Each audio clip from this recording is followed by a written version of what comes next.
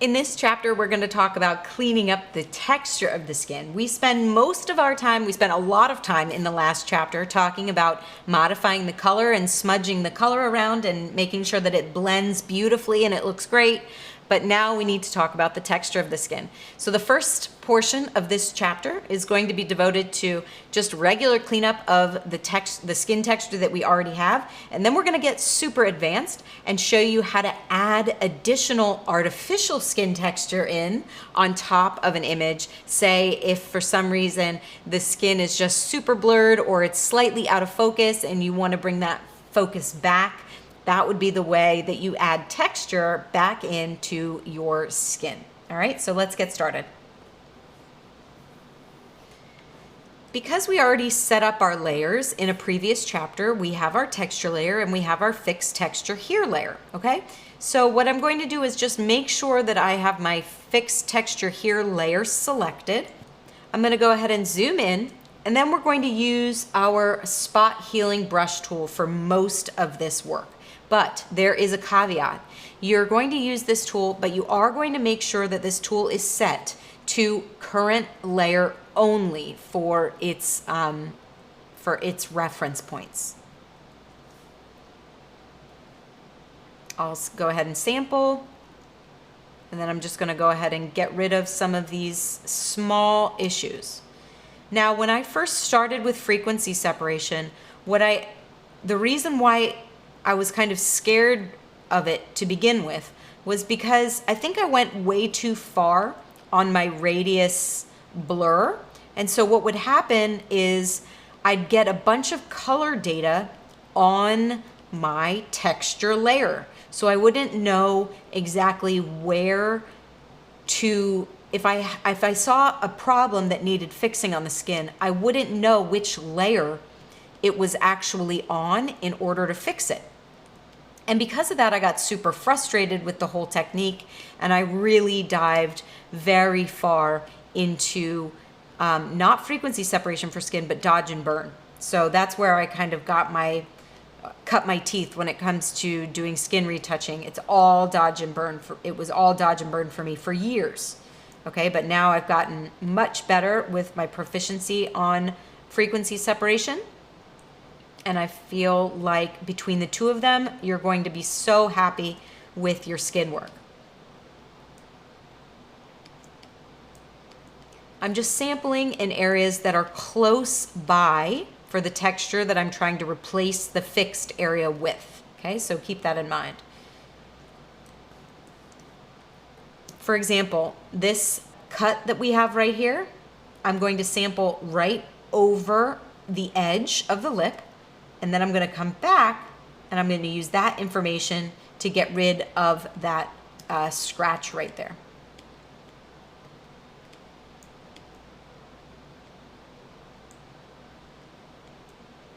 If at any point this tool isn't necessarily reacting the way you would expect it to react, come up here and you can play around with your diffusion setting.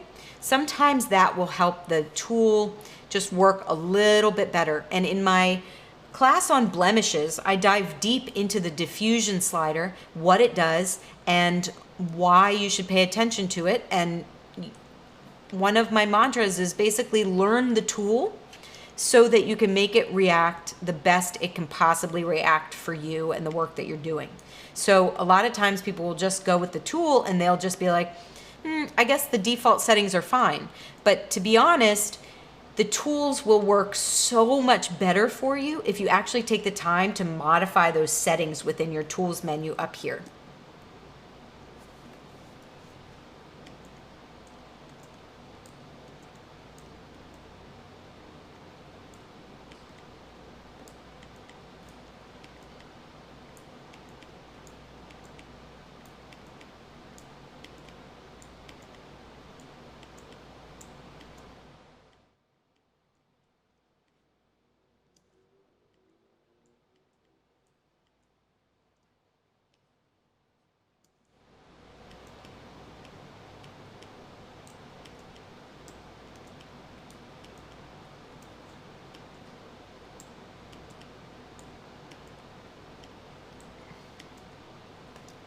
And one thing that I do want to bring your attention to is that you're not actually using the healing brush tool on all of the layers. Photoshop's not looking at all of the layers while it's using this tool.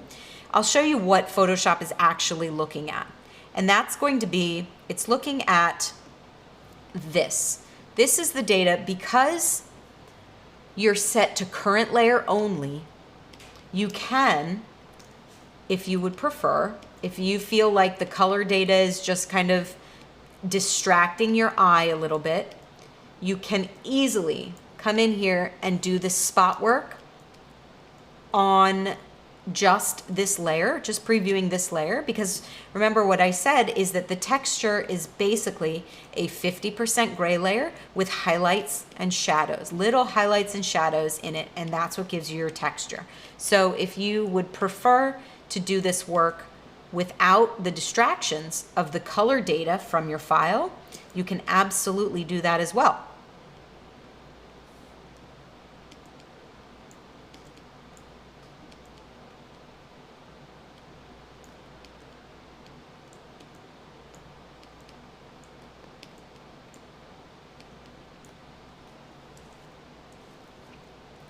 So there is a different texture of, ooh, let me get this area back here and then I'll move on.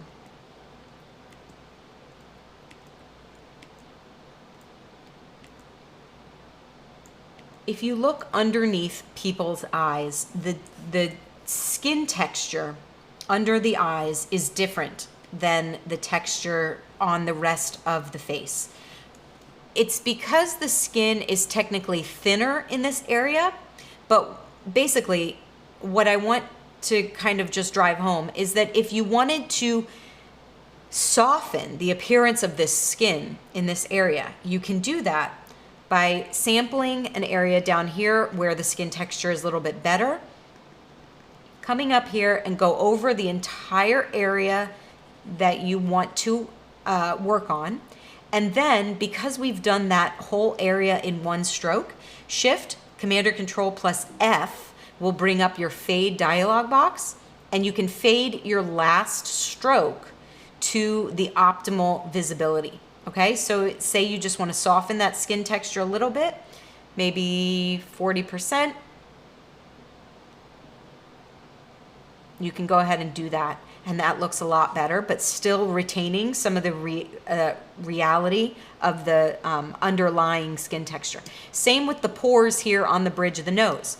I don't want to completely get rid of them, but I also don't want them to be as prevalent. So if I come over and sample on an area over here, and then I come and draw on the bridge of the nose to get rid of some of those very visible pores, and then I Shift, Command or Control plus F again, that's going to bring up my fade dialog box, and I can fade that effect just to soften those pores on the bridge of the nose, but not get rid of them altogether.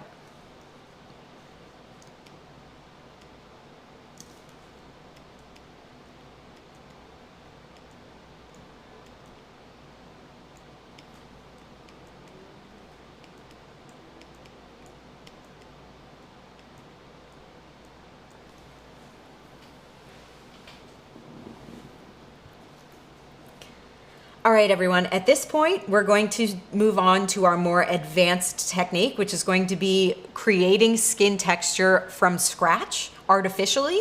This image doesn't necessarily need it. As we can see, it's completely in focus, but I want to teach you this skill so that you have it and you can use it if you need to in the future, okay? The first thing that we want to do is create a new layer, and we want to fill that layer with 50% gray. If you hold Shift and Delete, it's going to bring up your fill dialog box, and then we can choose 50% gray. Go ahead and press OK. Let's go ahead and name this layer Added Texture. And then I'm going to take this layer and change the blend mode from normal to overlay. And it will immediately become invisible at this point. I want to make sure that I am zoomed into 100%, Let's turn this into a smart object, our added texture layer. Convert to smart object. And then we're going to choose filter, filter gallery. We'll go into our texture area right here. We'll choose texturizer. And then within texturizer, we're going to choose the sandstone texture.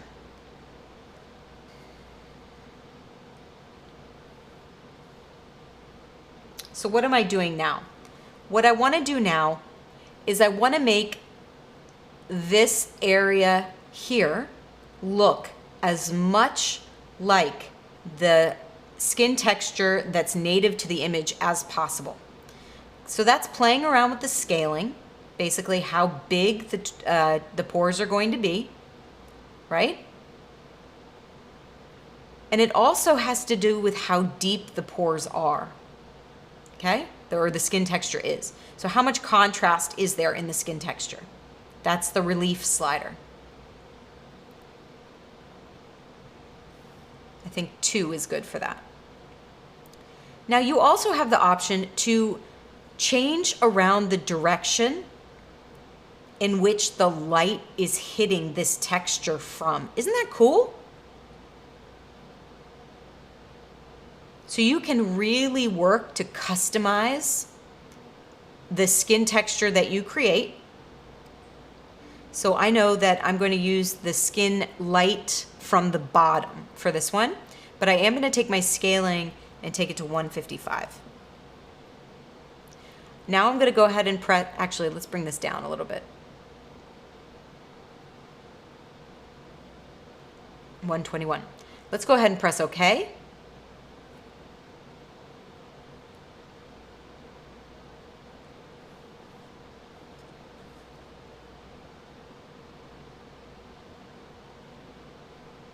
And if we turn the visibility on and off of our texture, you can see that we were able to add in artificial skin texture. It's extremely hard to see but if you look right there, you can see it in this area right here as I turn the visibility on and off. See?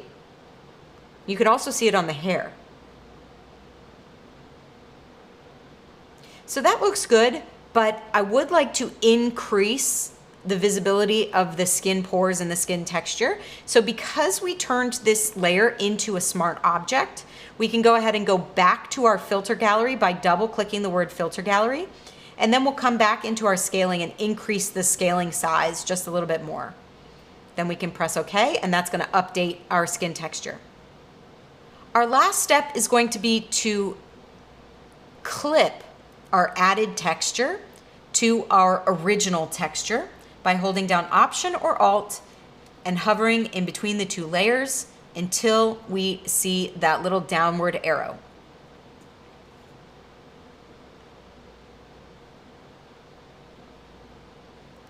Let's go ahead and add a mask, a black mask.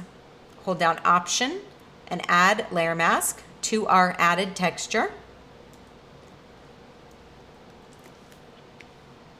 And then what we can do is we can use our regular brush tool to paint in our added texture on the areas that we want it to be visible.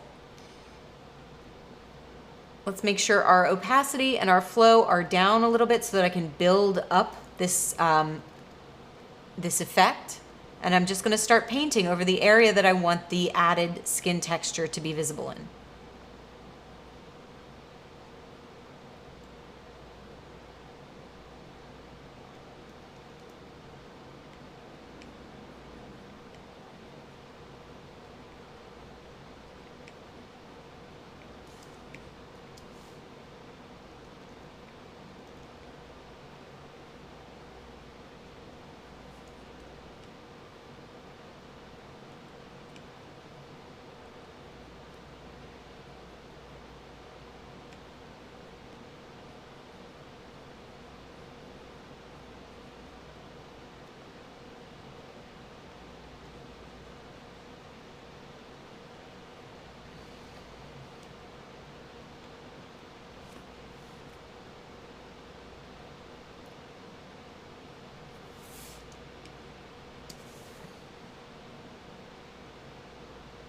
So now if I turn the visibility of the layer on and off with our added skin texture, you can really start to see that we have definitely improved on the texture, specifically on the forehead for the skin that we're working on.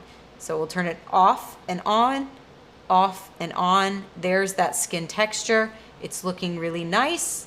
But again, at any point, if you want to go back and edit it, make that texture bigger or smaller or whatnot, you can easily do that because this is a smart layer with a smart filter applied to it. So in closing, if I just go ahead and hold down Option and I turn on and off the visibility of our frequency separation layer group, you can see the improvements that we were able to apply to this image, both on the texture side and on the color side. I hope you guys have enjoyed this section. Let's move on to our next one.